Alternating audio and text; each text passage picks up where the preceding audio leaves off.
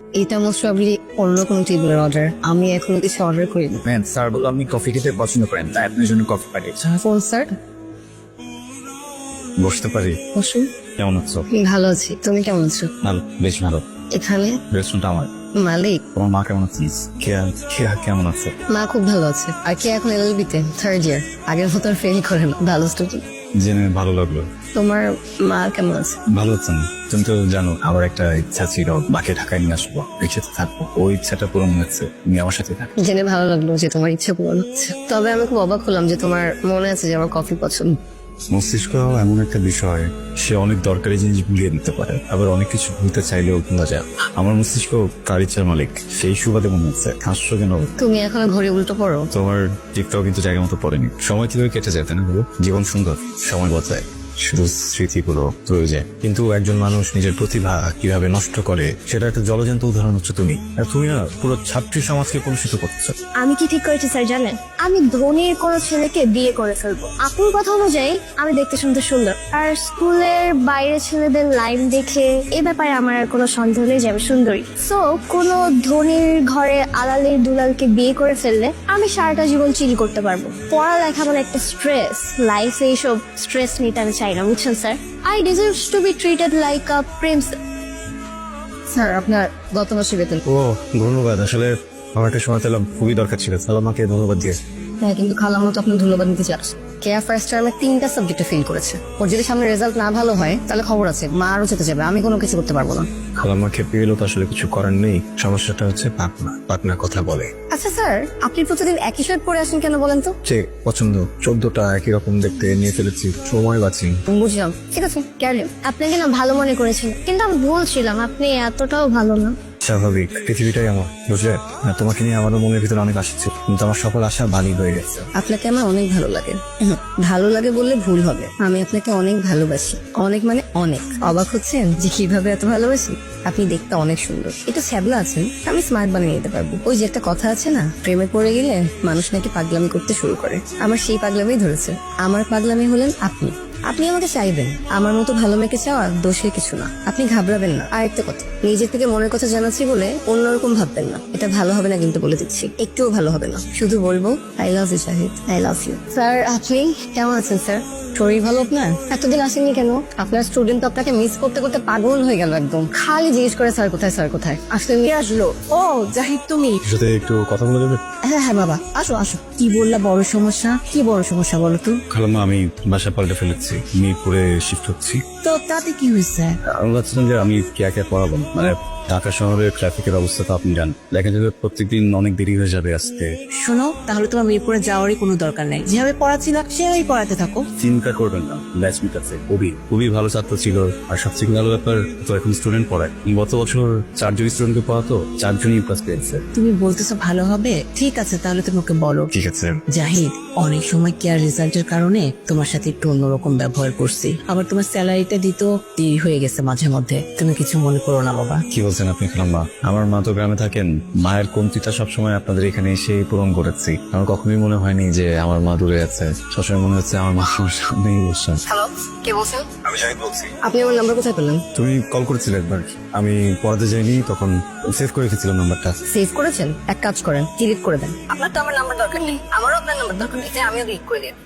Hello hello hello, হ্যাঁ বলেন, শুনছি। তোমার সাথে দেখা করতে চাই। কি দেখা করবেন? দেখা করার তো কোনো দরকার নেই। আপনি তো বুঝিয়ে দিয়েছেন, আপনি তো আমার বোনকে পড়ানো বন্ধ করে দিয়েছেন, আইটি টিচার দিয়ে দিয়েছেন। তার মানে তো অ্যান্সারটা আমি বুঝিয়ে দিয়েছি। আমার কথা শোনো, আমি কেন তোমার সাথে দেখা করতে চাই এটা তুমি বুঝো, এটা তুমি জানো, সেটা একটু ভাবতে হবে। একটু ভাবো, তাহলে বুঝতে পারবে। ভেবে দেখেছি, অনেকবার ভেবে দেখেছি। ভেবেই ফোনটা রেখে দিচ্ছি, আমি রাখি, বাই। রেনুমা, ছাত্রীর বোনের সাথে প্রেম করার বিষয়টা আমার চোখে অন্যায়। আমি এই জন্য পিয়াকে কোনো একটা স্যার খুঁজে দিয়েছি। ভয় পাওয়ার কিছু নেই, ও ছেলে ভালো, স্যার হিসেবেও ভালো। আমার বন্ধু তো, আন্টিকেও একটু মিথ্যা কথা বলতে হলো। মিথ্যা না বললে কেন পড়াবো না এটার কারণ বলাটা কঠিন হয়ে যেত। এখন যেহেতু কেয়াকে আর পড়াচ্ছি না, তাই বিষয়টা আমার কাছে আর অন্যায় মনে হচ্ছে না। আসলে সত্যি কথা বলতে আমি না ভয় পেয়ে গেছিলাম। আমার মনে হচ্ছিল আর কোনো সম্ভাবনাই নেই, আমার জীবন থেকে সারা জীবনের জন্য চলে গেছে। আসলে আমি না খুব যন্ত্রণায় পড়ে গিয়েছিলাম, আর এই যন্ত্রণা থেকেই আমি বলছিলাম যে মুখে ভালো লাগার থেকে আপনার জন্য ভালোবাসাটা আমার মধ্যে অনেক বেশি। দেখো, আমার বাবা মারা গেছেন যখন আমার বয়স 21। মা আছেন বাড়িতে। অনার্সটা পাশ করতে না অনেক বেশি কষ্ট হয়ে গেছে। বাকি বন্ধুরা পাশ করার পরে কেউ বিদেশে চলে গেছে, কেউ আবার মামা চাচার জোরে চাকরি করছে। আমার মা বাবা চাচা কোনোটাই নেই, তো তাই স্ট্রাগল করতে হচ্ছে, চাকরিটা হচ্ছে না। আমার মা উনি আসলে মানুষের বাসায় কাজ করতেন, তারপরেও অনেক সাহায্য করেছেন আমাকে। দেখো, ভালোবাসা আমার মতো শূন্য পকেটের ছেলেদের জন্য না, এরকম মতো বলবেন না, ভালোবাসা সবার জন্য, সার্বজনীন। বাস্তবতা সার্বজনীন। বাবা, কথা তো ভালোই বলতে পারেন, দেখে তো চুপচাপ মনে হয়, কথায় তো ভালোই দাম। ওইটা আসলে অনেকেরই আছে, সবাই হয়তো প্রকাশ করতে পারে না, মাঝে মধ্যে হুট করে প্রকাশ হয়ে যায়। সেদিন একটা কথা বলেছিল না যে আমি একই শার্ট প্রত্যেকদিন পরে আসি, আমি বলেছিলাম যে না, একই রকম দেখতে বেশ কয়েকটা শার্ট আছে। মিথ্যা বলেছি, শার্ট আসলে একটাই, টি শার্ট আছে 2টা, কিন্তু ওটাও পরার মতো না। পরে বন্ধুর কাছ থেকে কিছু টাকা ধার করেছিলাম, 3টা শার্ট কিনেছি। আমি জানি আপনার একটা শার্টের কলারের এখানে একটা দাগ আছে। কি বলো? আমি তো নিজেই কখনো খেয়াল করিনি। আমি আপনার সবকিছুই খেয়াল করেছি। মানুষ যারা আপনার কেয়ার করে তার সবকিছু আসলে চোখে পড়ে। আপনি যদি মনে করেন যে আমি আপনার কিছু যাচাই করে দেখিনি, তাহলে সেটা ভুল। আমি সবকিছু যাচাই করে বুঝে শুনে করেছি, সুস্থ জ্ঞানে, সুস্থ মস্তিষ্কে। আমাকে চাকচিক্য আকৃষ্ট করে না, আমাকে আকৃষ্ট করে সরলতা, যেটা আপনার মধ্যে ভরপুর। বাকি প্রেমিকদের মতো প্রতিদিন রেস্টুরেন্টে নিয়ে যেতে পারবো না, তো আমি চা খেয়ে নিবো। রঙের দোকানেও কিন্তু চা খেয়ে ডেট করা যায়। ভালো কোনো উপহার দিতে পারবো না। ফুটপাত থেকে ছোট একটা কানের দুল বা যে কোনো কিছু দিলেই হবে, কিন্তু মন থেকে দিতে হবে। আমি বছরে একটা মতো জামা দিতে পারবো, তাও খুব ভালো দামের হবে না, হয়তো মন থেকে দিব। একসাথে নিউ মার্কেট যাবো, আমি কিন্তু দামাদামি খুব ভালো করতে পারি। দামাদামি করে তোমার জন্য একটা শার্ট কিনে জিতিয়ে দিই, আর নিজের জন্য কম দামে কিছু চয়েস করে নিই। দামি পোশাক আসলে কোনো বিষয় না, আসল বিষয় হচ্ছে সঠিক রুচি। বাহ, এক ক্লাসে কি সহজে আপনি থেকে তুমি বলে ফেললে। কেন, অদ্ভুত লাগছে? কিছুটা। আসলে নিজের থেকে ছোট বয়সে কোনো মেয়ে কখনো নাম ধরে গঠন করে বলেনি, তো একটু কেমন যেন। তোমার এই ছেলেটাকে বিয়ে করে ফেলা উচিত।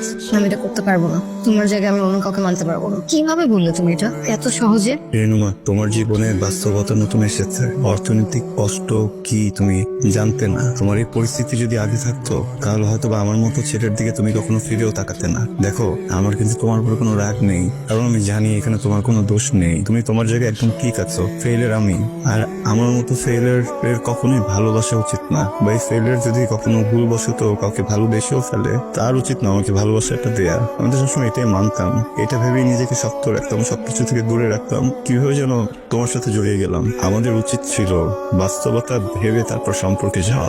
বাস্তবতা দিয়ে তো ভালোবাসা হয় না। তো বাস্তবতার কাছে তো ভালোবাসা হেরে যায়, তাই না? ভালোবাসার মানুষগুলো হেরে যায়। হ্যাঁ, তোমাকে দেখো, তুমি কিন্তু এখন পর্যন্ত তোমার মাকে বলতে পারোনি যে তুমি বিয়ে করতে চাও না, কারণ তোমার পরিস্থিতি তোমাকে বলতে দেয়নি। আমি তো তোমাকে চিনি, তোমাকে বুঝি, তোমাকে জানি। তুমি এতদিন 100 বার হয়তো তোমার মাকে বলে দিতে যে তুমি আমাকে ভালোবাসো, তুমি বিয়েটা করবা না। আমাকে সে কখনো জিজ্ঞেস করতে না তোমার কি করা উচিত।